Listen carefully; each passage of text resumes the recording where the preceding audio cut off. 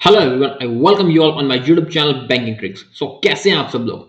I hope आप सब लोग अच्छे होंगे और बैंक एग्जामिनेशन 2026 की प्रिपरेशन आपकी बहुत अच्छे से चल रही होगी। आरबीआई असिस्टेंट 2026 के प्रीलिम्स एग्जामिनेशन में अब सिर्फ 15 दिन का टाइम बाकी है आपके पास। इन लास्ट 15 डेज में आपको जितनी ज्यादा हो सके मॉक टेस्ट की प्रैक्टिस करनी है। जितना आपको आता है सफिशिएंट आता है एग्जामिनेशन क्रैक करने के लिए। इस बात पे बिलीव रखना और जितना ज्यादा से ज्यादा हो सके उतनी प्रैक्टिस करना, क्योंकि ये एग्जामिनेशन वो है जो बहुत टफ एग्जामिनेशन नहीं आता, बहुत इजी एग्जामिनेशन आता है और आपको बहुत अच्छा लेवल का स्कोर करना पड़ता है प्रीलिम्स क्रैक करने के लिए। तो जो जितने भी लोग प्रिपरेशन कर रहे हैं, पूरा ध्यान आपका प्रीलिम्स पे होना चाहिए। कैसे आप 90 प्लस स्कोर कर सकते हो कम से कम प्रीलिम्स के अंदर, तब आप इस एग्जामिनेशन को क्रैक कर पाओगे। 90 प्लस का टारगेट लेके चलोगे तभी होगा। अगर 80-85 का टारगेट लेके चलोगे तो फिर नहीं होगा, क्योंकि बहुत सारे स्टेट में बहुत कम वैकेंसीज है और वहां पे इसकी कट ऑफ बहुत अच्छी खासी जाएगी। हम रेगुलर सीरीज चल रही है हमारी सिलेक्शन सीरीज, जिसमें हर रोज हम मॉक करते हैं, अब रीजनिंग का भी और क्वांट्स का भी। डेली मैं आपको 35 क्वेश्चंस का एक मॉक देता हूं, जिसमें आपको प्रैक्टिस करवाता हूं और आपको यही बताता हूं कि शॉर्ट ट्रिक्स और उसकी स्पीड कैसे आप इंप्रूव कर सकते हो एग्जामिनेशन में 35 में 35 स्कोर करने की। तो आज हम स्टार्ट करेंगे क्वांट्स का। फुल मॉक रहेगा हमारा 35 मार्क्स का, और नेक्स्ट 15 डेज तक हम हर रोज 15 मॉक करेंगे। और इतने सफिशिएंट मॉक मैं आपको करवा दूंगा ना, इतनी प्रैक्टिस हो जाएगी अलग अलग टाइप के क्वेश्चंस की कि उसके बाहर एग्जामिनेशन में कोई क्वेश्चन नहीं मिलेगा आपको। तो स्टार्ट करते हैं आज की क्लास से। फर्स्ट क्वेश्चन है डेटा इंटरप्रिटेशन का। हमारी क्लास का फॉर्मेट यही रहता है, पहले आप वीडियो को पॉज करके खुद से बनाने का ट्राई करो, फिर आप मेरा सॉल्यूशन देखना। देखो, जब भी आप आरबीआई असिस्टेंट की एग्जामिनेशन देने बैठोगे ना, तब ये बात माइंड में रखना कि आपको ऐसा नहीं करना है कि मैं पहले वो वाले क्वेश्चन करूंगा, पहले सिंप्लीफिकेशन ढूंढूंगा, फिर नंबर सीरीज ढूंढूंगा। ऐसा नहीं करना। इस एग्जामिनेशन, इस पर्टिकुलर एग्जामिनेशन की बात कर रहे हैं, क्योंकि ये एग्जामिनेशन बहुत इजी एग्जामिनेशन आता है।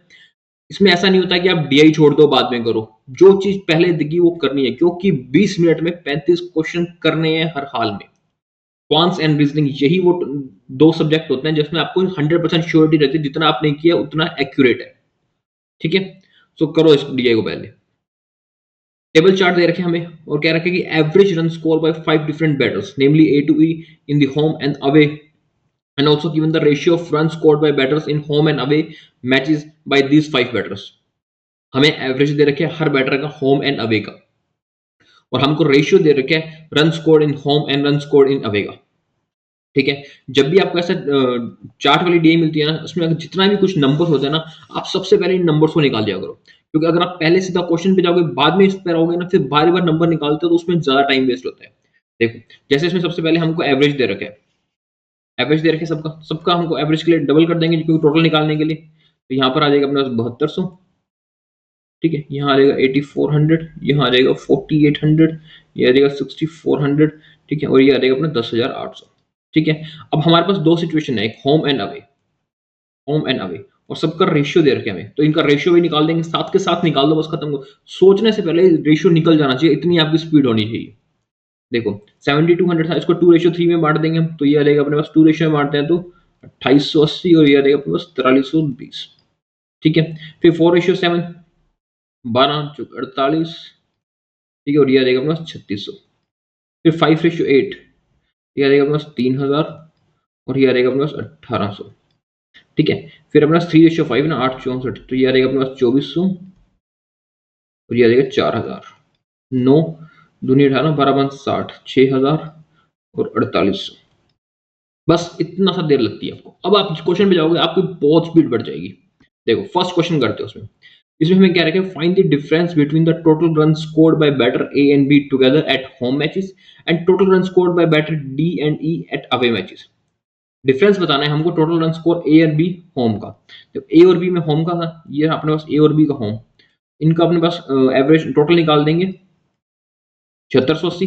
और उसके अलावा हमको डिफरेंस बताना है डी और ई का, दोनों का मिला के अवे मैचेस का। ठीक है, तो डी और ई ये रहा अपने पास इनका अवे मैचेस का, तो ये था अपने पास 8800। यही था, इन दोनों का हम डिफरेंस निकाल देते हैं, ये हमारा रहेगा आंसर। ठीक है, ये रहेगा अपने पास 1120। तो option number C is our right answer, that is 1120। अब अगर आपने पहले नंबर ना निकाला होता तो आप दोबारा जाते, नंबर निकालते, फिर एक एक कर निकालते, ए का निकालते, फिर बी का, फिर डी का, ई का, बहुत लंबा बढ़ जाता। इसलिए मैं कहता हूं इस तरह की प्रीलिम्स एग्जामिनेशन में सारे नंबर से एक बार जितने हो सकते हैं उतने निकाल दिया करो। चलो नेक्स्ट क्वेश्चन को करते हैं। इसमें हमें क्या रखा है, find the ratio between the total run scored by batter B and D together in the home matches and total run scored by batter C and E in away. ठीक है, रेशियो बताने पहले हमें बी और D का home matches का। तो देखो होम मैचेस में बी 4800 एंड डी 2400, इनका टोटल आ जाएगा अपने पास 7200। और उसके बाद अपने पास अवे का था, सी एंड डी का अवे का था अपने पास, सी एंड डी भी ये था अपने पास अवे 5800। ठीक है, तो ये आ जाएगा अपने पास 36:29। इसका आंसर हो जाएगा अपने option number A, that is 36:29। Correct. Next question करो। इसमें हमें क्या रखा है, total run scored by A and E together is what percent of total run score by batter C and D together. देखो ए और ई में total run पूछी हमें, and what percent of total run score by C and D. Total run score, तो total run score A और ई together कितने हो जाएंगे, देखो टोटल रन स्कोर ए थे 7200, ई अपने पास 10,800, इसका मतलब 18,000 तो ये हो जाएंगे अपने पास।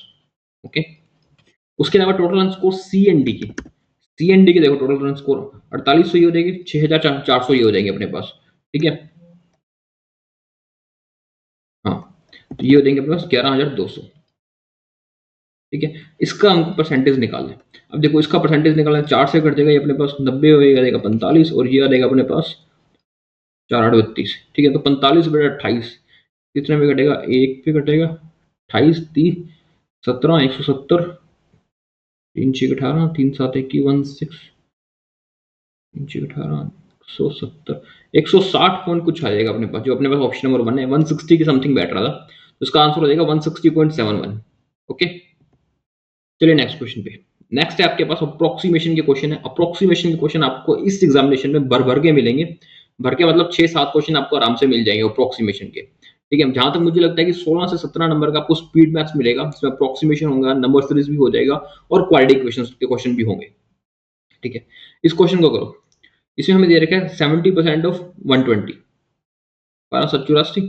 ठीक है, फिर हमें दे रखा है 66%, इसको 2/3 ही देखा करो। 2/3 दे रखा है 210 का, तो ये हो जाएगा 140। ठीक है, इसको ऐड करना है, तो इसको ऐड कर लेते हैं। ये आ जाएगा अपने पास 224। Option number B is right answer, that is 224। Correct. इतना ही टाइम लगना चाहिए आपको, और इतनी ही कैलकुलेशन करनी है आपको। हर चीज नोट नहीं करनी है वहां पे, इतना टाइम नहीं होगा कि सब कुछ नोट करते रहो वहां पे। ठीक है, इसको काट लिया 73 से 3285, 7 चौक 28, 7 चौक 7 5 35, 5 पे 45, और इसको काटे 90 को 3115 से, 9 27, 3 पे जाएगा। फिर उसके बाद 27 4 41 39 प्लस 35, ये आ जाएगा अपने पास 80। Option number C is the right answer, that is 80। Correct. चलिए नेक्स्ट क्वेश्चन पे लीजिए, इसको पोस्ट करके खुद से बनाओ। देखो इसमें क्या रहेगा, 22 का स्क्वायर 22 का होता है 484, प्लस 36 इंटू 9, तो 36 का 36 नहीं में हमको फाइंड करना है ना, तो 36 का होता है 9 54, 27, और 5 होते हैं 32, माइनस 72 5 है 360।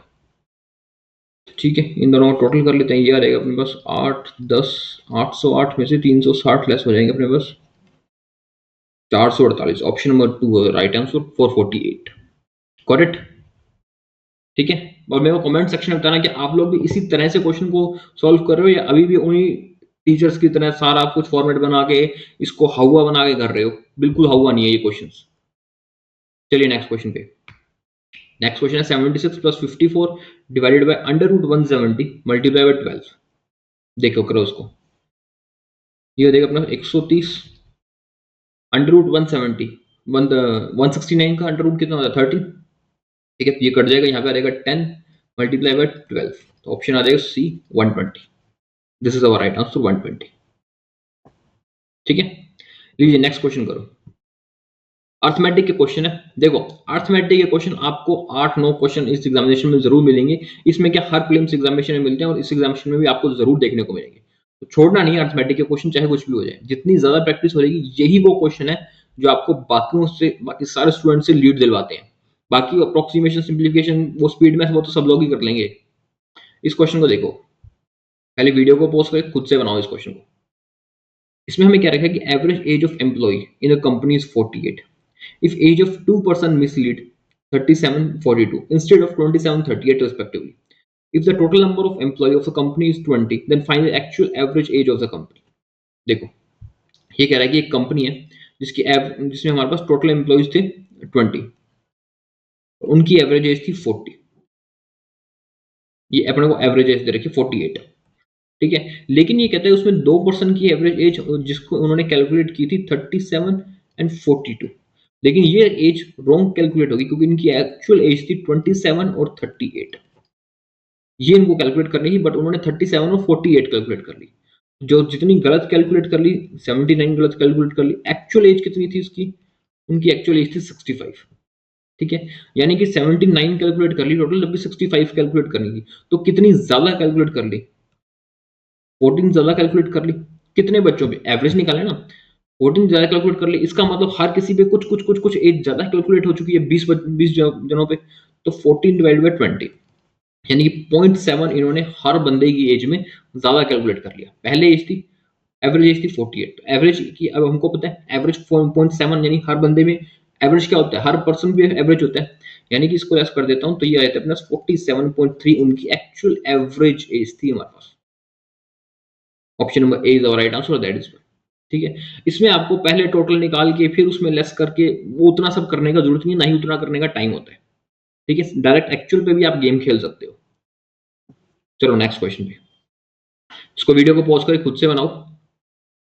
इसने हमें क्या रखा कि speed of boat among the stream 7 kilometre per hour. If speed of boat in still water is decrease by 70% and speed of stream is increased by 50%, then boat cover 216 kilometer along with the stream in 9 hours. Find the speed of stream.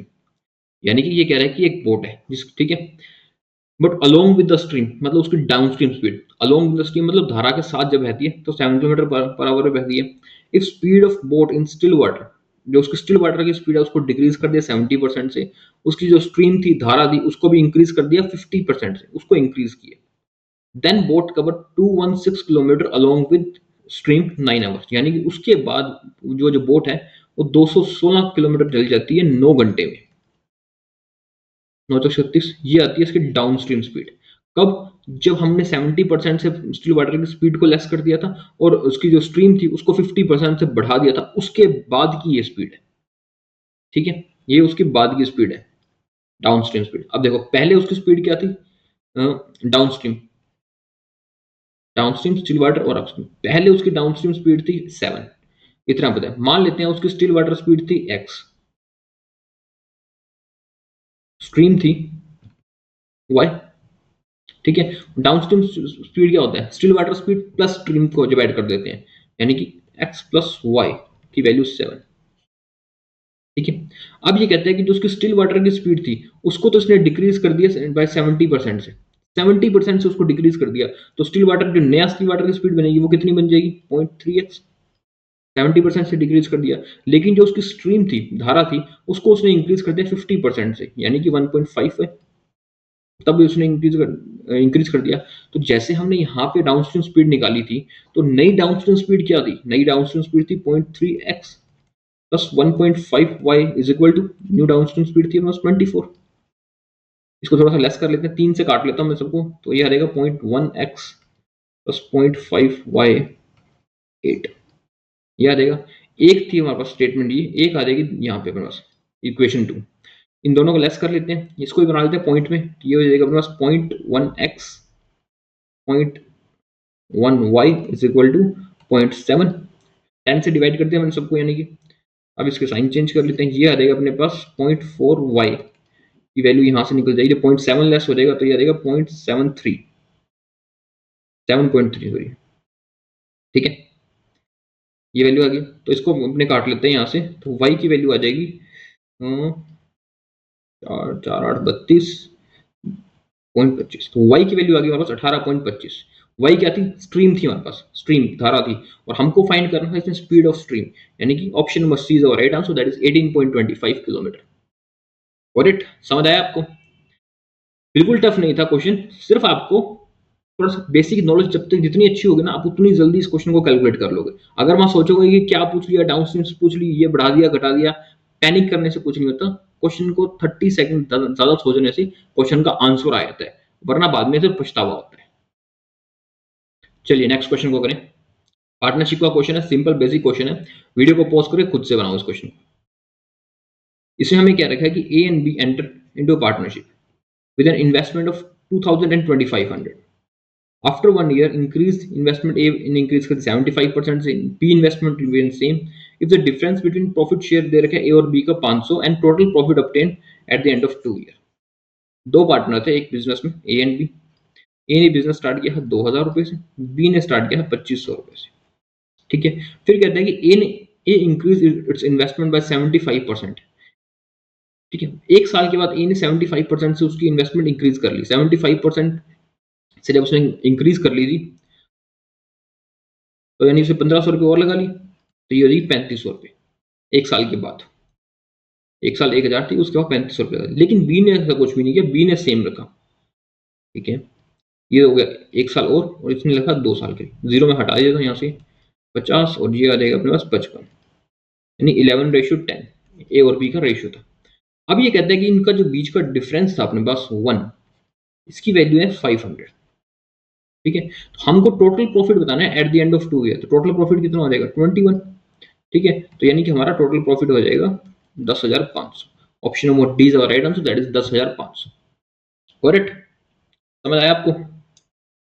Simple question था, कुछ भी इसमें नया नहीं था। चलिए next question को करते हैं।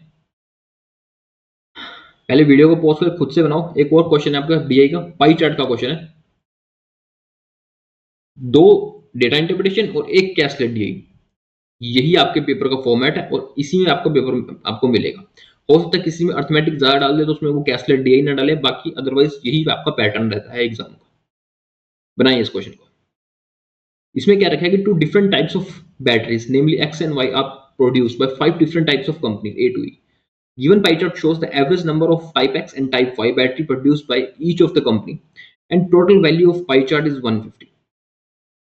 टोटल वैल्यू दे रखी है पाई चार्ट की 150 और पाई चार्ट में हमको एवरेज दे रखा है, इस बात का ध्यान रखना, एवरेज। और हमको क्या कहा है total value of pie chart, यानी कि ये पाई चार्ट जिसकी जो एवरेज में हमारे को सारे परसेंटेज दे रखे हैं, तो इसकी जो टोटल वैल्यू है ना वो भी एवरेज में दे रखी है। टोटल का अभी तक कुछ नहीं आया, कहीं पे नहीं कहा गया कि टोटल, सिर्फ एवरेज का क्या रखे हैं, एक्स और वाई इन दोनों का एवरेज क्या रखे हैं। ठीक है, तो देखो इसमें हमारे पास है A B C D and E, यही बना देते हैं। यहाँ पे आ जाएगा जो एवरेज आएगा ए बी सी डी ई का। टोटल वैल्यू थी पाई चार्ट की 150। ठीक है, फर्स्ट ए में था 18% यानी कि 27।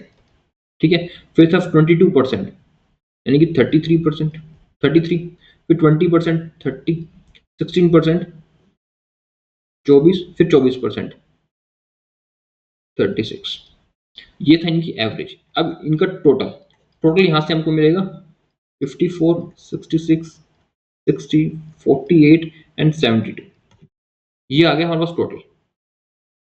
ठीक है, इसके अलावा एक्स एंड वाई 2 टाइप की बैटरीज थी हमारे पास। इतनी बात हमको अभी तक पता चल गई है चार्ट के अंदर से। ठीक है, टोटल मिल चुके हैं हमको। फिर बात आ गया एक्स और वाई, 2 टाइप की जो बैटरीज थी। अब क्या 2 टाइप की बैटरीज के बारे में देखो, चार्ट के अंदर हमको कहीं पे भी बताया हुआ है, सिर्फ ये बताया हुआ है कि 2 टाइप की बैटरी एक्स एंड वाई, किसका कितना कौन सी ज्यादा है, क्या रेशियो है, इसके बारे में ऐसा कुछ नहीं बताया। हो सकता है आगे क्वेश्चन में मिल जाए हमको। ठीक है, चलिए क्वेश्चन पे चलते हैं। फर्स्ट क्वेश्चन हमें कहता है if total number of batteries produced by C 65% of battery Y, then how many types of battery X produce? देखो C ने टोटल बैटरीज कितनी प्रोड्यूस की थी 60, जिसमें से 65% तो बैटरी Y थी, तो हमको बैटरी X की कितनी प्रोड्यूस की वो बतानी है। 2 ही टाइप की बैटरी थी X और Y, 65% Y थी, तो बची हुई अपने पास X थी, कितनी थी 35%। ठीक है, यानी कि 21। Option number B is the right answer, that is 21 battery थी हमारे पास। सिंपल, बस सिर्फ ये ध्यान रखना कि हमको एवरेज दी हुई थी, एवरेज से टोटल में कन्वर्ट करना है। जल्दी जल्दी में सिर्फ एवरेज को ही लेके मत चल जाना, ये छोटी छोटी गलतियां मत कर देना, उसके अलावा पेपर बहुत इजी होता है। चलिए नेक्स्ट क्वेश्चन को करते हैं। इसमें क्या है, find the difference between number of type X and type Y battery produce by company if the number of type Y battery produce are 80% of number of X battery. देखो E के बारे में बता रखा है हमको, ई में हमने टोटल 72 बैटरीज प्रोड्यूस की थी। ठीक है, दो टाइप की बैटरी थी, एक्स और वाई, ये टोटल थी अपने पास ई की। ठीक है, अब इसमें बता रखा था कि जो डिफरेंस था टाइप एक्स और टाइप वाई बैटरी जो प्रोड्यूस की थी ई ने, टाइप वाई बैटरी थी वो 80% थी टाइप एक्स बैटरी का, टाइप वाई 80% थी टाइप एक्स का, यानी कि 5:4 में डिवाइडेड था। हमको फाइंड करनी है टाइप एक्स की वैल्यू, एक्स की कितनी, हमको फाइंड करना है डिफरेंस बिटवीन एक्स और वाई, इनका डिफरेंस बताना था। इसका डिफरेंस था 8, क्योंकि ये थी अपने पास 32 और ये थी 40, तो इसलिए उनका डिफरेंस था अपने पास 8। डायरेक्ट 9 का डिवाइड कर दिया 5/4 में बांटने के लिए। करेक्ट। लीजिए नेक्स्ट क्वेश्चन को करें, वीडियो को पॉज करें फिर सॉल्व करें इसमें। इसमें क्या रखा था कि type X battery produce by company A और what percent more than the type Y battery if the ratio of number of type X and type Y battery produced by company A is 5:4 respectively। यानी कि ये कहते हैं कि जो type X battery produce की थी ए ने वो कितनी ज्यादा है टाइप वाई बैटरी से। ठीक है, इसके बाद इसने रेशियो दे रखे टाइप एक्स बैटरी का और वाई बैटरी का ए में। ए ने हमको ए ने देखो टोटल बैटरी कितनी प्रोड्यूस की थी 54 प्रोड्यूस की थी। अब चाहे तुम उसको बांट लो 5:4 में, फिर उसको निकाल लो, फिर कितनी ज्यादा प्रोड्यूस की थी ए ने, कितनी ज्यादा प्रोड्यूस की थी वाई ने, इतना करने की जरूरत नहीं है। इतना ही इनफ है कि ए और बी में एक्स और वाई का रेशियो 5:4 है, क्योंकि हमको सिर्फ उसी के बारे में पूछा हुआ है। क्या पूछा हुआ है इसके अंदर हमको, इसके अंदर हमको पूछा है परसेंटेज पूछा हुआ है कि जो टाइप एक्स बैटरी है वो कितनी ज्यादा है टाइप वाई से। इसी रेशियो में बांटेगी एक्स और वाई, यानी कि 5 और 4 में कितना ज्यादा है, एक ज्यादा है 4 से, 25%। Option number C, simple. A ने कितनी थी, एक्स का निकालो वाई का निकालो, कुछ करने की जरूरत नहीं है, सिर्फ आपको ये देखना था, बल्कि 5:4 यानी एक ज्यादा है 4 से, 25%, गेम खत्म। लिखने की भी जरूरत नहीं थी इस क्वेश्चन के अंदर आपको।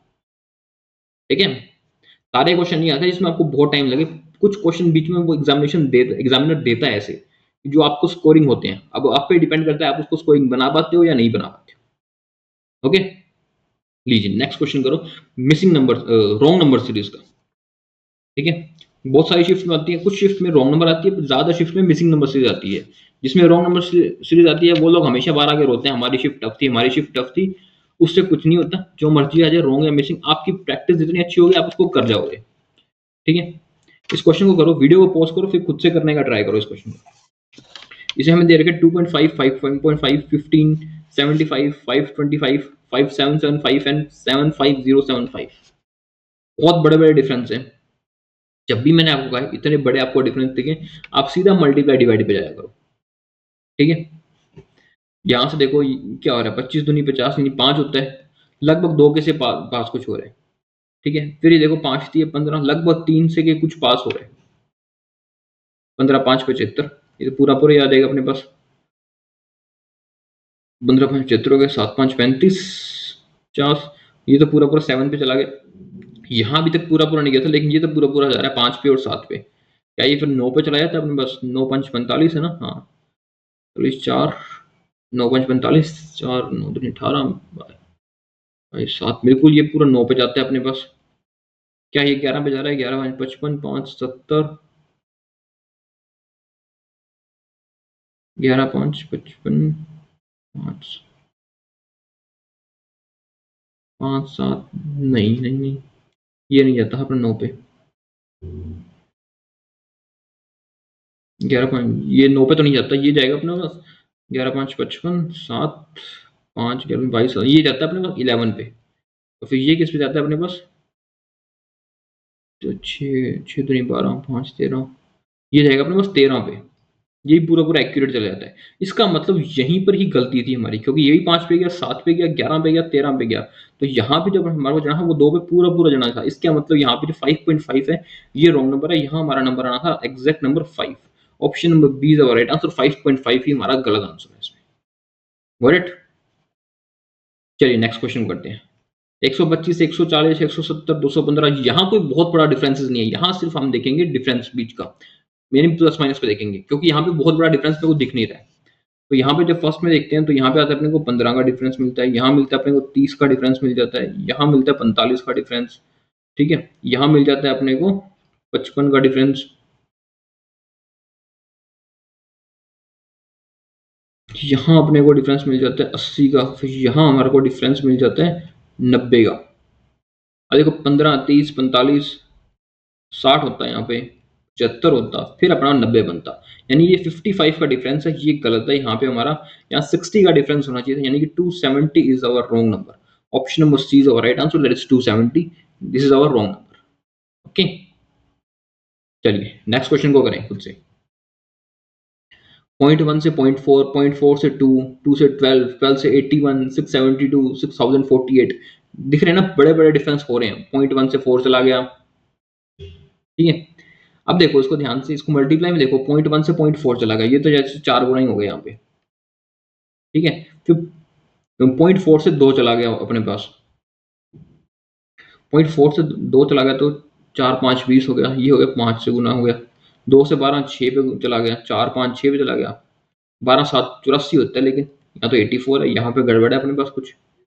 अगर इसको मैं 8 पे देखता हूँ तो ये भी होता है अपने पास 648, यहाँ भी 772, ये भी गलत हो रहा है अपना। इसको मैं 9 पे देख लेता हूँ अगर, तो फिर 6 7 8 9, 9 3 18, 9 9 7 63, 64 6 9 6 54 और 6 60, ये आ रहा है सही। इसका मतलब 7 और 8 ये अपने पास रॉन्ग थे, 4 5 6 और 9 ये सही आ रहा था, यानी कि ये 81 है, ये हमारे पास रॉन्ग नंबर है। यहाँ आना था 84। Option number D is our right answer, 81 is our wrong number, 84 is our right number. Okay, चलिए नेक्स्ट क्वेश्चन को करो। इसमें डिफरेंस देखो आपको कैसे दिख रहे हैं, बहुत बड़े नंबर नहीं दिख रहे, ठीक है। तो देखो कितने कितने मार्क्स ऐड हो रहे हैं, नंबर ऐड हो रहे हैं। 114 से 139 हो रहा है, ठीक है। तो यहाँ पर मतलब अपना 25 ऐड हो गया, यहाँ हमारे पास कितना ऐड हो जाएगा, 36 ऐड हो जाएगा। यहाँ पे हो जाता है अपने पास 49 ऐड हो रहा है, यहाँ पे होता है 64 ऐड हो रहा है अपने पास। यहाँ तो देखो 81 भी ऐड हो रहा है यहाँ पे अपने पास। और यहाँ पे देख लेते हैं अपने पास 101। 101 क्या होता है, ये तो 5 का स्क्वायर होता है, ये 6 का स्क्वायर होता है, 7 का स्क्वायर होता है, ये 8 का स्क्वायर होता है, ये भी 9 का स्क्वायर होता है। तो यहाँ पे 10 का स्क्वायर आना था ना, हमारे पास 100 आता। यानी 470 is our wrong number, 469 is our right number. Option number E is our right answer, 470, this is our wrong number. Okay, समझ आ रहा है आपको किस तरह से एग्जामिनेशन में जल्दी से जल्दी करना है। कुछ नहीं सोचना, पहले सिर्फ डिफरेंस देखो छोटा है या बड़ा है, फिर उसके बाद आप सोचो कि आपको मल्टीप्लाई करना है या डिवाइड पे जाना है या ऐड करना है। अब इसको नेक्स्ट को देखो, 1720 से 1535, 1352, 1183, 1035। बहुत बड़ा डिफरेंस तो नहीं है यहाँ पे। यहाँ पे भी डिफरेंस का देखेंगे कितना कितने का डिफरेंस बैठ रहा है यहाँ पे। देखो इसमें देखो 1720 से 1535 चला गया, ठीक है। ये आ जाएगा अपने पास 185 का डिफरेंस। यहाँ हमारे पास डिफरेंस आ जाता है 183 का, फिर यहाँ डिफरेंस बचता है अपने पास 169 का, और यहाँ हमारे पास डिफरेंस बचता है 148 का। यहाँ डिफरेंस बचता है अपने पास 120 का, और यहाँ जो डिफरेंस बचता है अपने पास 85 का। 185, 83, 169, 48, 120, 85। यहाँ तक तो कुछ भी समझ नहीं आ रहा। 13 होता है 169, 12 144, 11 121, 9 81। स्क्वायर बन रहा है ये, बट स्क्वायर बनता है तो 185 और 83। डबल डिफरेंस लेके देखते हैं इसका कितना आता है। यहाँ पे डिफरेंस बचते हैं तो यहाँ पे 35, यहाँ हमारे पास डिफरेंस आ जाते हैं 28, ठीक है। यहाँ हमारे पास डिफरेंस आ जाते हैं 21, यहाँ डिफरेंस आता है अपने पास 14, यहाँ आता है 2 का। तो यहाँ तो देख रहा है 7 दूनी 14, 7 21, 28, 7 5 35, 7 7 7 7 का डिफरेंस बैठ रहा है। यानी यहाँ पे हमारे को डिफरेंस 7 का होता, अगर यहाँ डिफरेंस 7 का होता फिर बात बनती है। इसका मतलब 185 अपना वहाँ रॉन्ग नंबर है, 1720 जो है अपने पास ये रॉन्ग नंबर आ जाएगा। ऑप्शन नंबर डी इज और राइट आंसर 1720, क्योंकि यहाँ पे 7 के टेबल से हो रहा है सारा कुछ, और जैसे यही फर्स्ट नंबर था ये अपने पास गलत था इसमें। करेक्ट, ये अच्छा क्वेश्चन था अपने पास यार। डबल डिफरेंस वाला क्वेश्चन आता है तो उस पर थोड़ा सा टाइम लगता है आपको सोचने में। चलिए नेक्स्ट क्वेश्चन करते हैं। नेक्स्ट क्वेश्चन है अपने आपके पास अर्थमेटिक का क्वेश्चन है। इस क्वेश्चन को बनाओ खुद से, वीडियो को पॉज करके खुद से करने का ट्राई करो। इसमें हमें क्या रखा है, the ratio of perimeter of the circle to square is 11:8 and area of circle दे रखे 38.5 centimetre square. Find the area of square. देखो सबसे पहले हमको दे रखा है एरिया ऑफ सर्कल, ठीक है। एरिया ऑफ सर्कल क्या होता है, पाई आर स्क्वायर, इसकी वैल्यू दे रखी है 38.5, ठीक है, यानी 22/7 इंटू आर स्क्वायर 38.5। इसको सॉल्व कर लेते हैं यहाँ से, 11×11 = 33, 3.5, ठीक है, तो ये आ जाएगा अपने पास 3.5 इंटू 7, 120 आ गया, पॉइंट चला गया, 5×7 = 35, तो ये आ जाएगा 49/4, ठीक है, यानी कि आर आर है ना, इसका अंडर रूट कर देंगे 7/2, यानी कि आर आ जाएगा अपने पास 3.5, ठीक है, आर आ गया अपने पास 3.5। उसके बाद हमको दे रखा है पेरीमीटर ऑफ सर्कल और स्क्वायर का, perimeter of circle and square का जो रेशियो दे रखा है 11:8। पेरीमीटर ऑफ सर्कल क्या होता है? पेरीमीटर ऑफ सर्कल होता है अपने पास 2πr, ठीक है, तो 2πr के लिए हमारे पास है 2 × 12 22/7 3.5, ये दे रखा है 7×5 = 35, 5 दूनी 10, यानी कि 22 आ गया, पेरीमीटर ऑफ स्क्वायर आ गया 22। अब पेरीमीटर ऑफ स्क्वायर का और हमको पेरीमीटर ऑफ सर्कल का पेरीमीटर ऑफ स्क्वायर का रेशियो दे रखा है 11:8, ठीक है, यानी कि उसकी आ जाएगा पास 16। ये क्या अपने पास, ये अपने पास perimeter of circle square. Perimeter of square क्या होता है, उसकी जो चारों शेप्स होते हैं उनको ऐड कर देते हैं, उनकी चारों भुजाओं को ऐड कर देते हैं, तो वो आता है अपना पेरीमीटर ऑफ स्क्वायर, ठीक है, यानी कि ये वैल्यू है 16 की वैल्यू है 4a की, ठीक है, यानी ए की वैल्यू आ जाएगी 4। और हमको फाइंड क्या करना है, हमको फाइंड करना है area of circle. Area of circle क्या होता है, ए का स्क्वायर, यानी कि 16 square. Option number A is the right answer, that is 16 centimetre square. Got it. सिर्फ इसमें आपको अगर मेंसुरेशन के फॉर्मूले पता हो, ये तो बहुत सिंपल फॉर्मूला है यार, 7th 8th क्लास में आप लोगों ने पढ़ लिए होंगे, ये भी नहीं आते अब तक तो फिर तो मुश्किल ही है। चलिए नेक्स्ट क्वेश्चन को करते हैं, बनाएं इसको।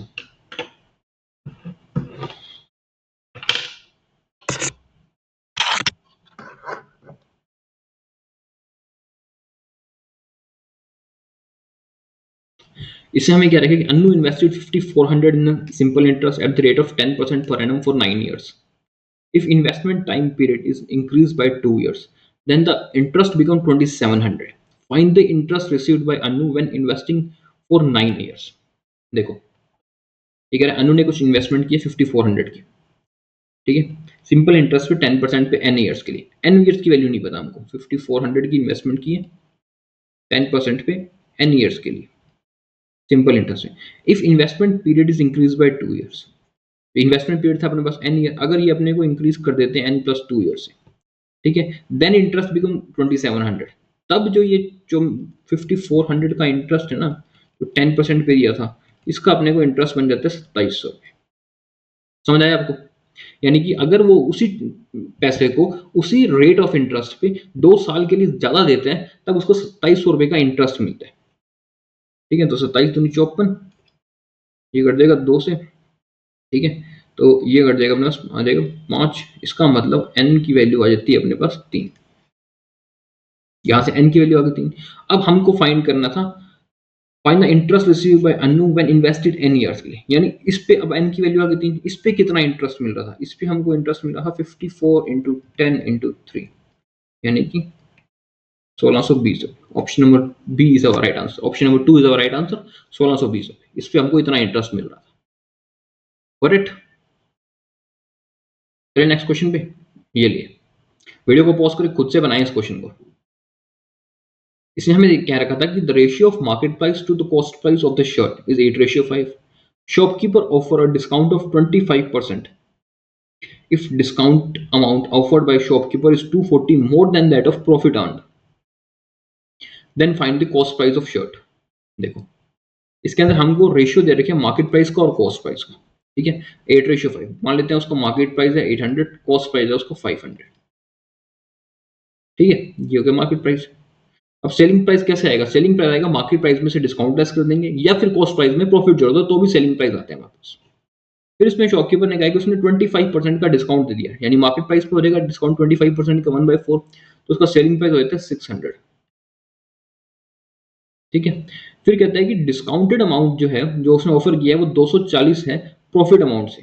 प्रॉफिट अमाउंट कितना है 100, डिस्काउंटेड अमाउंट कितना है 200, इन दोनों के बीच का डिफरेंस है 100, इसकी वैल्यू है अपने पास 240, ठीक है। और हमको फाइंड करना है कॉस्ट प्रॉफिट, कॉस्ट प्राइस का, ठीक है, 100 की वैल्यू है 240 और कॉस्ट प्राइस को फाइंड करना है हमने कॉस्ट प्राइस अपने पास 500, यानी 240 है, इसका 5 गुना कर देंगे तो देगा 1200 रुपये। Option number C is our right answer, that is 1200। Okay, चलिए नेक्स्ट क्वेश्चन पे।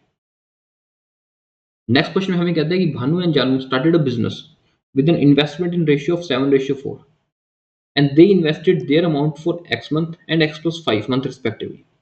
If total profit of the business is 4200 and the profit share of Bhanu is 2400, find the value of X. तो X की value find करनी है। देखो भानु और जानू ने कोई बिजनेस स्टार्ट किया था, ये बिजनेस था 7:4 में, ठीक है। इन्वेस्टमेंट किया था भानु ने X मंथ के लिए और जानू ने इन्वेस्टमेंट किया था X plus 5 मंथ के लिए। फिर ये कहता है कि टोटल प्रॉफिट ऑफ बिजनेस था इसका 4200 रुपये, भानु का प्रॉफिट था 2400 रुपये। अगर भानु का प्रॉफिट 2400 था और टोटल प्रॉफिट था अपना कितना 4200 रुपये, ठीक है। टोटल प्रॉफिट जो बचेगा वो अपने पास हो जाएगा, जानू का प्रॉफिट हो जाएगा क्योंकि भानु और जानू दो ही पीपल थे इसके अंदर अपने पास, ठीक है। ये देगा 1800 रुपये, यानी कि 4/3। ओके, तो भानु का जो प्रॉफिट था वो था 7x, जानू का प्रॉफिट था 4 × x + 5, यही वैल्यू थी। तो ये आ जाएगा अपने पास 21x, 16x, 80, ये देगा 5 और x की वैल्यू कितनी आ जाएगी अपने पास 16 मंथ। हमको फाइंड करनी थी x की वैल्यू, यानी option number A is our right answer, that is 16 month, जो अपने पास x की वैल्यू थी। ओके, 16 मंथ आ गई x की वैल्यू। चलते हैं नेक्स्ट क्वेश्चन पे। लीजिए वीडियो को पॉज करके इसको खुद से बनाओ, फिर मेरा सॉल्यूशन देखना। इसे हमें क्या रखा था कि ratio of age of Rohan is 3 year hence to the age of Mohan 6 year ago 3:2। Present age of Sohan is half the present age of Mohan. Find the present age of Mohan if Rohan is 24 year older than Sohan. ठीक है, चार बंदे थे इसमें, पहले हमको दे रखा था कि रोहन की एज 3 ईयर हैंस और मोहन की एज 6 ईयर एगो, यानी कि रोहन की एज 3 साल बाद और मोहन की एज 6 साल पहले, इनका जो रेशियो था वो था 3:2। फिर हमें क्या रखा था कि present age of Sohan is half the present age of Mohan, यानी कि सोहन और मोहन की जो एज का रेशियो था ना वो था 1:2। सोहन की एज थी हाफ थी मोहन की एज से, ठीक है। फिर हमें क्या रखा था कि find the present age of Mohan, तो मोहन की प्रेजेंट एज हमको फाइंड करनी थी। और ये भी क्या रखा था कि जो रोहन है वो 24 ईयर ओल्डर है सोहन से, तो यानी यहाँ पे रोहन की भी एज भी आ जाएगी, जो 24, अगर ये x है ये 2x है तो रोहन की age 24 year more than Sohan है, तो रोहन की एज आ जाएगी अपने पास x + 24, ठीक है। रोहन की एज भी आ जाएगी। अब यानी इसको मैं यहाँ पे भी कन्वर्ट कर सकता हूँ ना, तो रोहन में लिख देता हूँ मैं यहाँ पे r की जगह, ये हो जाएगा x + 24, तो ये हो जाएगा अपने पास x + 27, और मोहन की एज थी अपने पास 2x, तो ये हो जाएगी 2x - 6, इसकी वैल्यू आ जाएगी 3/2, ठीक है। ये काट लेते हैं 6x - 12, 18 आ जाएगा ना, 1 मिनट, 6x - 18, 2x + 54, यानी 4x की वैल्यू आ जाएगी अपने पास 72, x की वैल्यू आ गई 18, और हमको फाइंड करनी थी सोहन की एज, और हमको फाइंड करनी मोहन की एज फाइंड करनी थी, तो मोहन की एज हो जाएगी हमारे पास 36, 2x है ना, तो मोहन की एज रहेगी 36। Option number D is our right answer, that is 36 years. Okay, लीजिए ट्रेन सिस्टम का नेक्स्ट क्वेश्चन है। वीडियो को पॉज करके खुद से बनाओ इस क्वेश्चन को, बहुत सही क्वेश्चन है ये आपके एग्जामिनेशन के लिए, इससे टफ पेपर नहीं आएगा आपके आरबीआई असिस्टेंट पे। बनाओ इसको। इसमें क्या रखा कि train A crosses train B running in opposite direction 15 second. Speed of train A दे रखी 10 मीटर पर second more than train B. Length दे रखी ट्रेन ए की डबल है लेंथ ट्रेन बी से। If train A crosses a pole in 15 second then find the speed of train A. देखो train ए और ट्रेन बी दो चीजें अपने पास, दो ट्रेन हैं, ठीक है। एक तो उनकी लेंथ होती है, एक उनकी स्पीड होती है। लेंथ में हमको क्या रखा है कि हाँ length of train A double है ट्रेन बी से, यानी कि ट्रेन बी की लेंथ अपने पास एल है तो ट्रेन ए की लेंथ हो जाएगी 2l, लेंथ डबल है। उसके अलावा स्पीड में हमको क्या रखा है कि ट्रेन ए की स्पीड 10 मीटर पर सेकंड मोर है ट्रेन बी की स्पीड से। अगर ट्रेन बी की स्पीड मान लेते हैं x है तो ट्रेन ए की जो स्पीड है वो है x + 10। इतनी बात हमको क्वेश्चन में दे रखी है, ठीक है। फर्स्ट हमें कहता है कि ट्रेन ए और ट्रेन बी को जब अपोजिट डायरेक्शन में क्रॉस करते हैं तो दोनों की लेंथ तो ऐड हो जाएगी, ठीक है। अपोजिट डायरेक्शन में क्रॉस करते हैं तो इसका मतलब उनकी स्पीड भी ऐड हो जाएगी, क्योंकि दोनों अपोजिट डायरेक्शन में आ रहे हैं, तो उनकी स्पीड ऐड होकर हो जाती है अपने 2x + 10, ठीक है।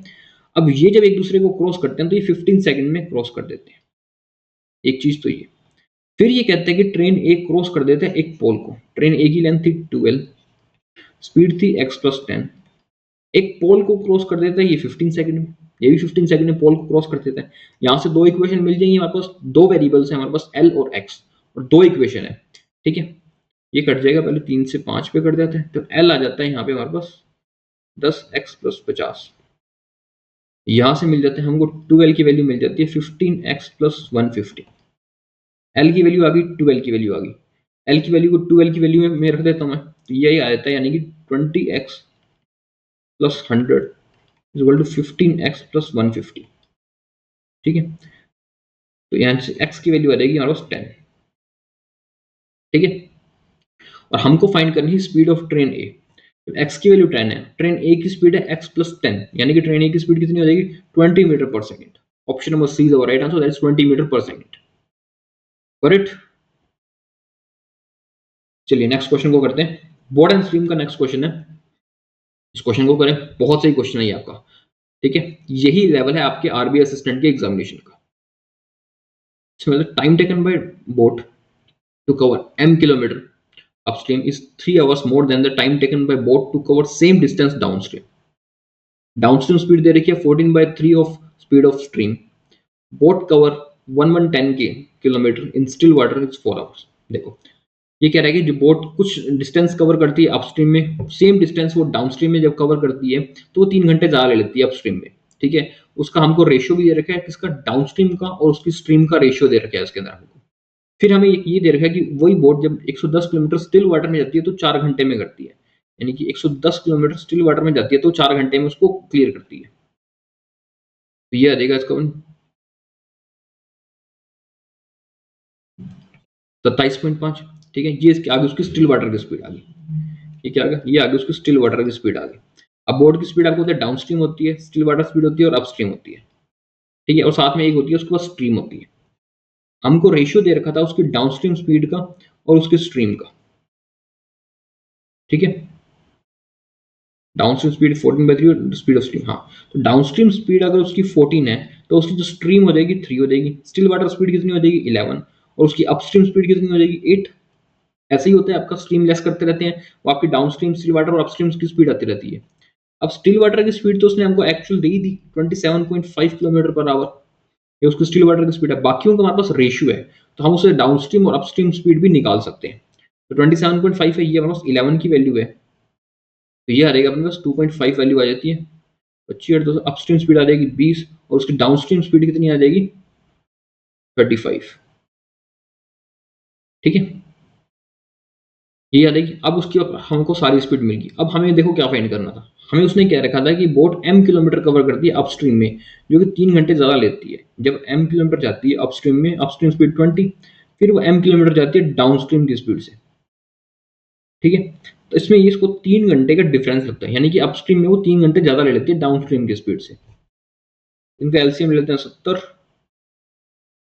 3.5 m, ये देगा 2m इज इक्वल टू 3, ठीक है। तो ये वैल्यू आ जाएगी, m की वैल्यू आ जाएगी अपने पास 3 इंटू 70 1.5, m आ जाएगी अपने पास 140, यानी option number B is our right answer, that is 140, ठीक है, गॉट इट।